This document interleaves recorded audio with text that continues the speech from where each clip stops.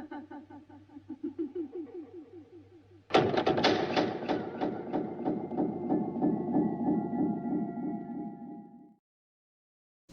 sick and tired of your innuendos, Helen. I'm responsible to my husband, not you. Responsible? Seems to me you don't care what happens to him. Working at the office till 7 at night. If you have to lie, the least you can do is to have the decency to make it plausible. The point is, you want to hurt Joe. That's enough, Mother. Susan's right. It's none of your business. Now go home, please. I was only trying to help you. But if that's the way you want it, Joe, all right. Good night.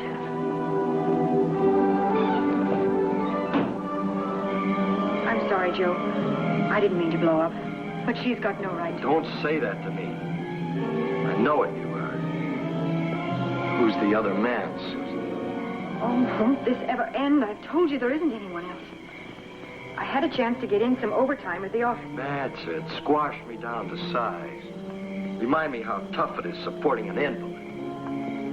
What I want to know is who do you spend the overtime with? Who is it, Susan? I can't stand any more of this, Joe. I just can't.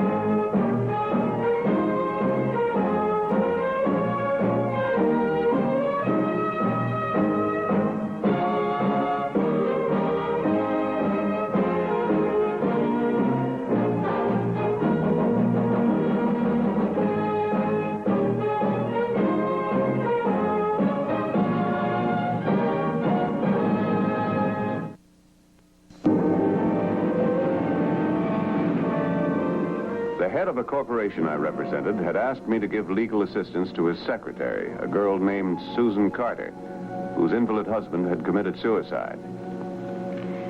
Thank you for all your help, Mr. Maris. I just can't seem to pull myself together. I know there are a lot of formalities. Oh, there'll be an inquest, but in the case of a proven suicide, it's only a matter of routine. I'll handle everything else for you. Yes? Send him in.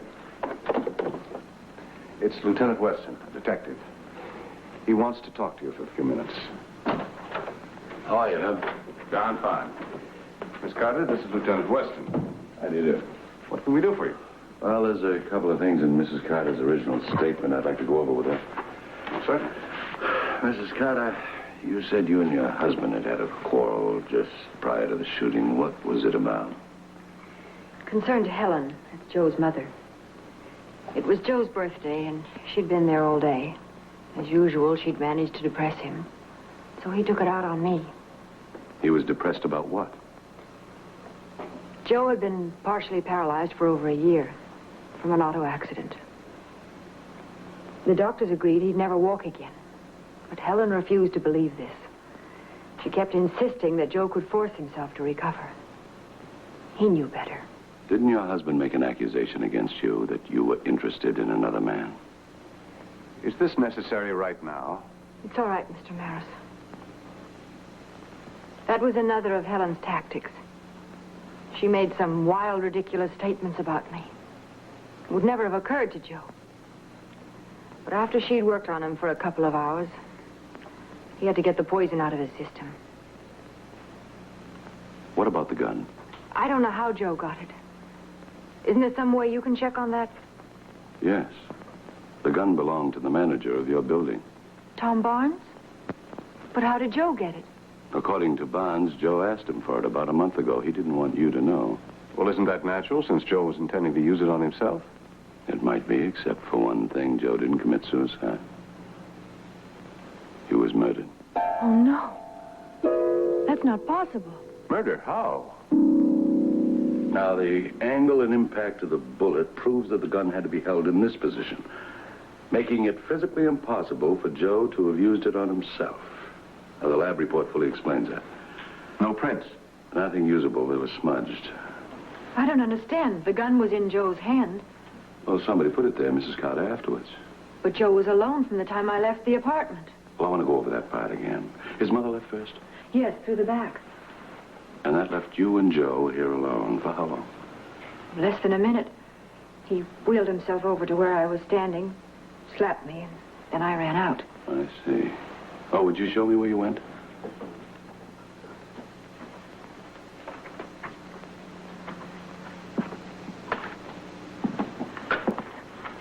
Yes, Susan. Then I closed the door. I stood right here.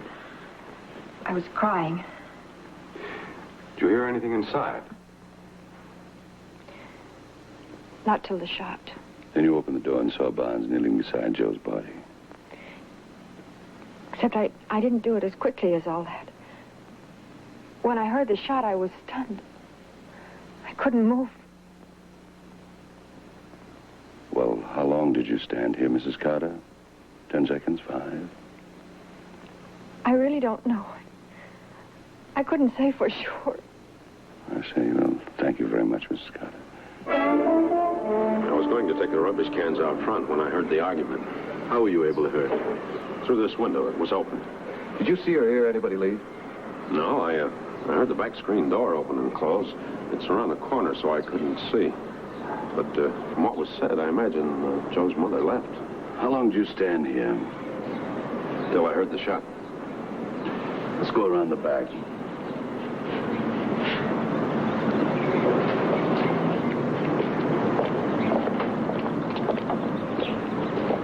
The door was unlocked. And Joe was inside alone on the floor. Did you see Joe's mother when you ran in? No. She usually parked in Susan's carport over there. I guess she was in her car. I didn't stop to look. I understand Joe Carter asked you for a gun. What reason did he have for wanting one? Well, you know those stories in the papers last month? About this maniac who went around trying to kill invalids and cripples? The Mercy Killer? Yeah. Well, Joe felt he was a potential victim. He said if anybody broke in, he was defenseless. But he didn't want to worry Susan. How friendly were you with the Carters? Well, I was sort of friendly with Joe, but not with Mrs. Carter. In other words, you and Susan were on bad terms? No. I meant I didn't know her that well. Just to say hello to her. What did you hear them arguing about? Well, the minute Susan came in, Joe's mother started picking her. What for? Claiming that she didn't care for him, making insinuations that she... Go on, insinuations about what? Well, that she was interested in another man, but it wasn't so. How do you know? Well, I don't know. Joe said she was a good wife. I do know that he loved and trusted her. Well, how come Joe accused her of the same thing? Well, I don't think he meant it. Well, he slapped her, didn't he? I don't know that he did. I didn't Well, you can see it. hear, Barnes, can't you? You heard her cry out, didn't you? Well, all right, maybe he sort of slapped her. And you just stood there and listened. It wasn't any of my business. Didn't the fact that Joe borrowed your gun worry you? Or had he already given it back? Look, I didn't kill him, Lieutenant. I heard Susan leave, and then maybe about a half a minute later, I heard this shot. That's when I went in, after the shot. In your opinion, did Susan love her husband? I was fixing dinner for myself when I heard Susan come in. And it had been nice and peaceful and quiet all day. But right away, Susan was mad when she saw poor Joe's mother there. Didn't Joe's mother provoke the argument? She did not. She ordered her to leave, just like that.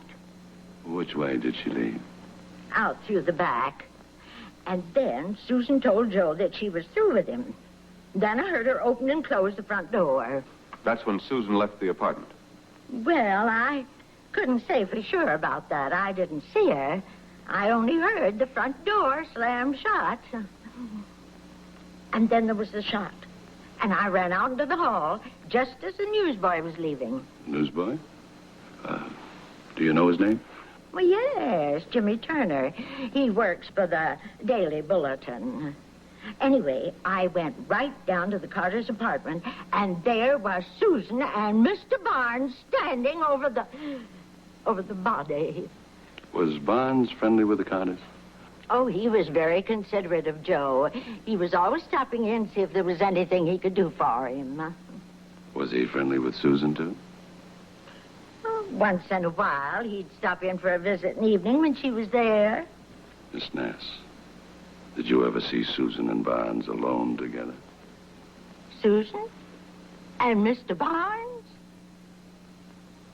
Now, wait a minute, Lieutenant. She just said... Why, yes. When she'd put her car away at night, he'd stand there and talk to her every night for a few minutes. And then when she'd put the rubbish out.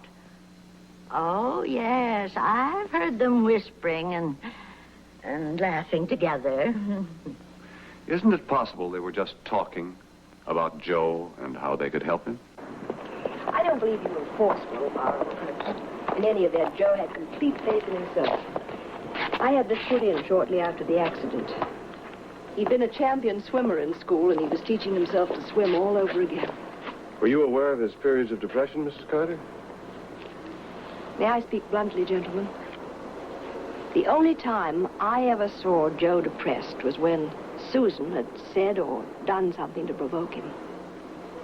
Even before the police discovered it, I knew he'd been murdered. You knew it. How? Suicide is the coward's way, Mr. Maris. Joe was anything but a coward. Let me show you something.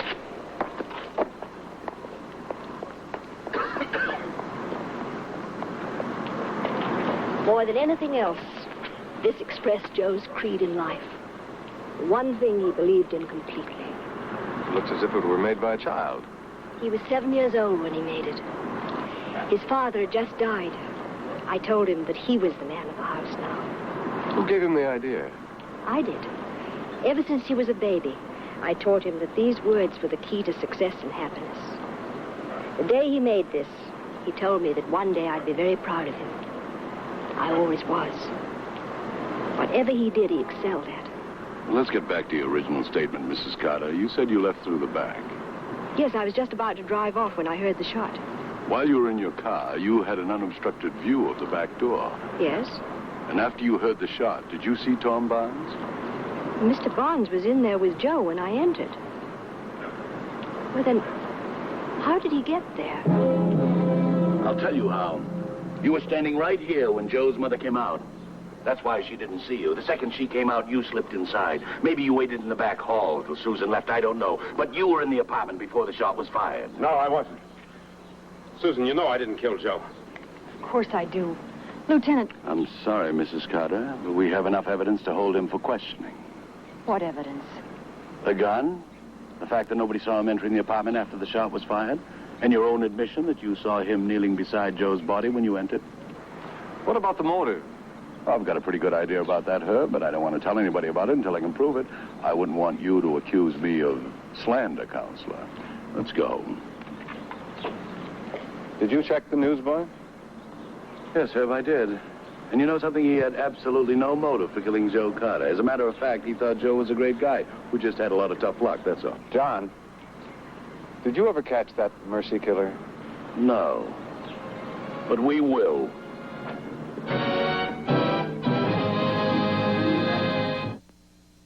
Inquest was held the following day. The verdict of homicide and the announcement that Tom Barnes was being held for questioning attracted the attention of the press. What at first seemed an unimportant suicide was now building into a lurid murder case.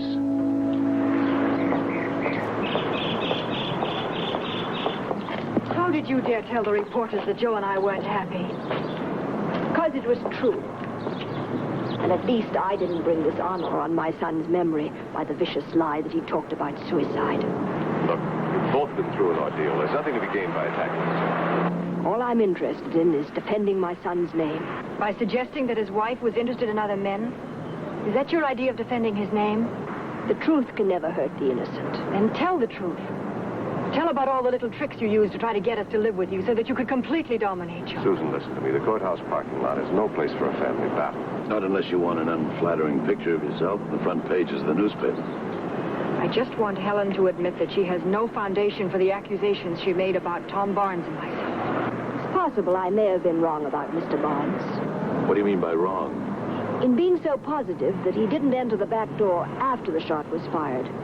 You see, when I heard the shot, I think I blacked out for a few moments. In any case, I remember nothing from that moment until I entered the apartment.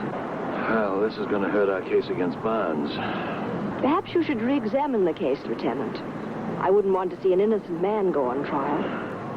And after all, there may have been others with motives. Who, for instance? Well, Susan wanted a divorce, and Joe wouldn't give it to her. That's not true. Are you accusing Susan of killing Joe? I'm accusing her of nothing except intense guilt feelings.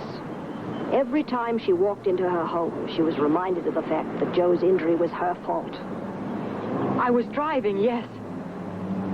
But it was an accident. Is that why you want her convicted? Because you blame her for what happened? No, he would have recovered. I'm blaming her for only one thing. For hating Joe and wanting him out of her life. I'll testify to that. As the only wholly disinterested party, your testimony will be the most important. Yes, I suppose that's so. That's why I wanted to talk to you again. Your hearing's so keen. Isn't it possible that you heard Susan go into the hallway after the argument? She was crying. No, I'm positive. She slammed the front door, and then there wasn't a whisper until the back door opened again. The back door? You mean you heard somebody come in the back door just before the shot? You didn't tell us that the first time. I didn't? Well, I must have forgotten. Why, the person that came in was the murderer, wasn't it? I wonder who it was. Herb, you know, it had to be Barnes. This could cinch our case now. You still don't have a motive. You haven't even been able to shake his story. I don't care about his story. And I'm not concerned about his confession either, so we don't have it. But the DA is willing to gamble on getting a conviction on what we already have. The DA could be wrong. Does Barnes have an attorney? No, not you. Herb, you wouldn't be interested in adding another client to your list, would you? It's possible. Tell me, John, have you been able to check him out yet? Yeah, nothing bad. Check back to when he was a kid. He seems to be one of these dedicated people who spend their lives helping others. Have you noticed that's one of the weird things about this case? How do you mean? Well, a man's been murdered, yet everybody involved in his life was obviously devoted to him. You went through his apartment to look for any possible clues, didn't you? Yes. With the proverbial fine-tooth comb. Nothing. Well, any personal papers, diary, notes? Yes, there was one. His will. Could I see it? It doesn't tell us anything we don't already know. Well, I'm representing his wife. I'll need it for probate. Okay, Herb. There it is. Thanks.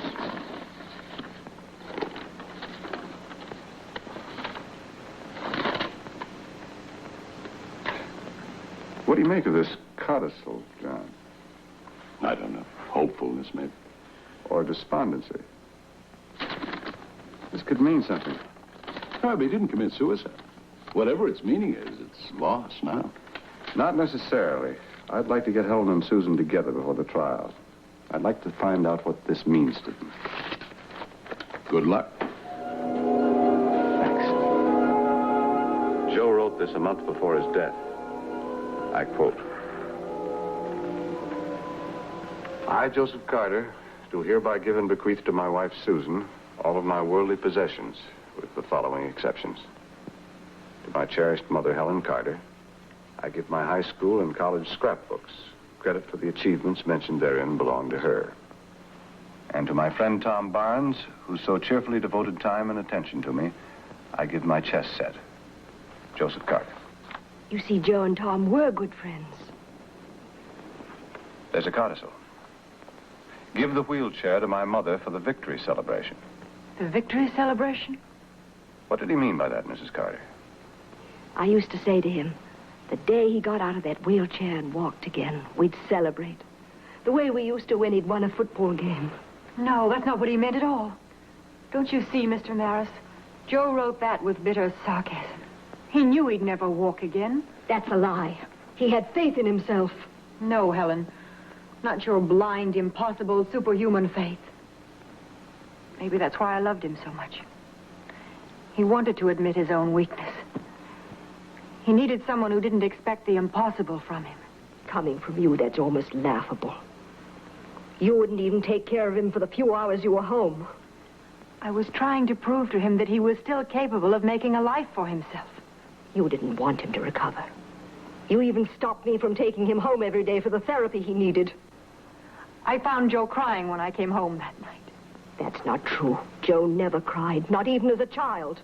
Good heavens, Helen, Joe wasn't some kind of a god. He wasn't even a perfect human being. I'm not going to stay and hear my son's memory reviled. Why can't you face the truth, Helen? Joe died because you wouldn't let him live. How did you torture him that last day?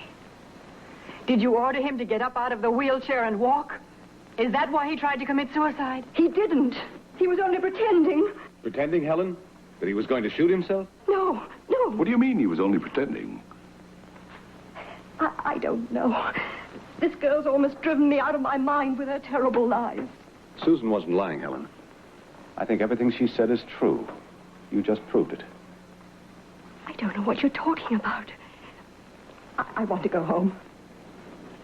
You didn't go back to your car that night, Helen. You stayed outside the back door.